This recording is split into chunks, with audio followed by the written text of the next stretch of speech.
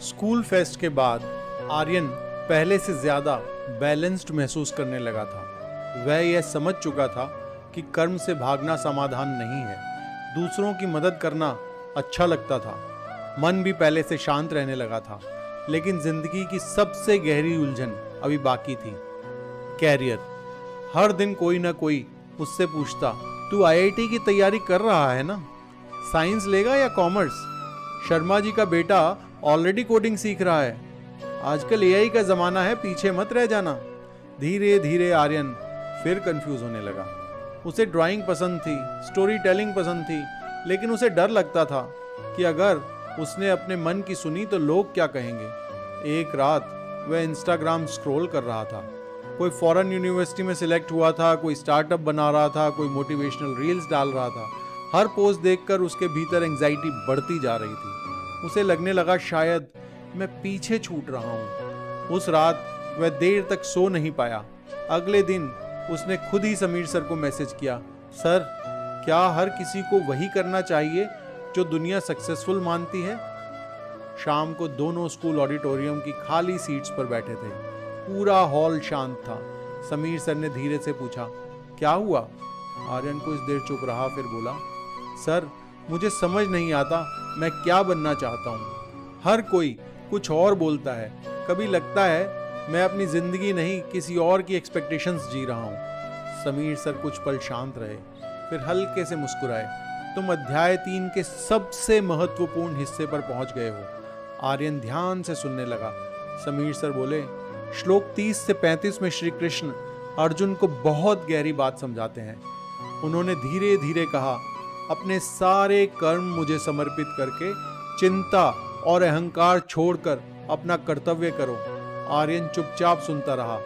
Sameer sir आगे बोले, समस्या यह नहीं कि तुम कंफ्यूज्ड हो, समस्या यह है कि तुम हर समय दूसरों की आवाज सुन रहे हो, अपनी नहीं। ये बात उसके सीधे दिल में लगी। उसे एहसास हुआ कि पिछले कई सालों से उसने खुद से कभी नहीं पूछा कि उसे क्या पसंद है, और बस कंपैरिजन और फियर के हिसाब से डिसीजंस लेने लगा था।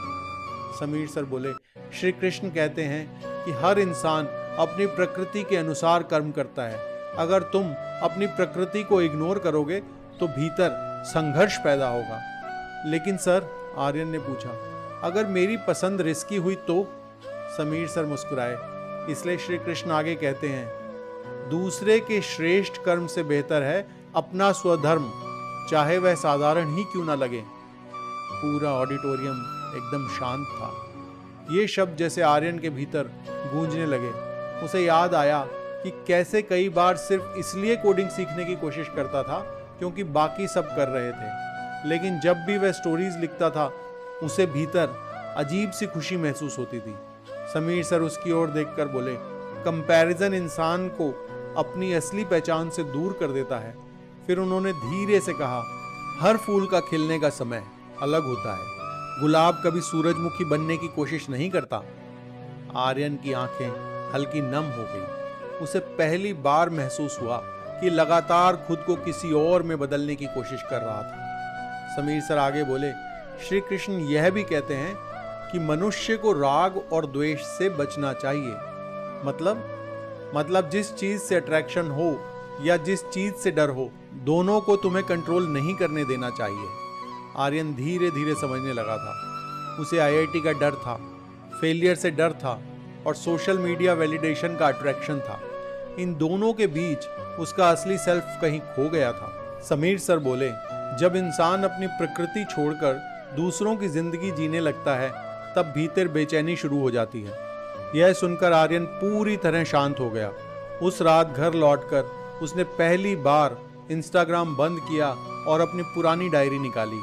उसने कई महीनों बाद फिर कुछ लिखना शुरू किया, स्टोरीज, फीलिंग्स, थॉट्स। लिखते समय उसके चेहरे पर हल्की मुस्कान आ गई। उसे एहसास हुआ कि शायद वह पहली बार किसी और की कॉपी नहीं बन रहा था, वह बस खुद बन रहा था। कुछ दिनों बाद उसकी माँ ने पूछा, आजकल तुम पहले से ज्यादा पीसफुल लगते हो, क्यों? आर्यन मुस्कुराया, फिर धीरे से बोला, क्योंकि अब मैं हर किसी जैसा बनने की कोशिश नहीं कर रहा। उस रात बालकोनी में खड़े होकर उसने आसमान की ओर देखा।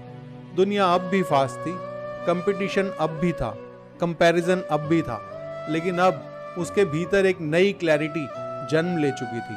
शायद सफलता वह नहीं जो दुनिया कहती है, शायद असली सफलता वह है जहां इंसान खुद को खोए बिना आगे बढ़ सके। और शायद यहीं से उसके भीतर कर्मयोग की 7वीं सीढ़ी शुरू हुई।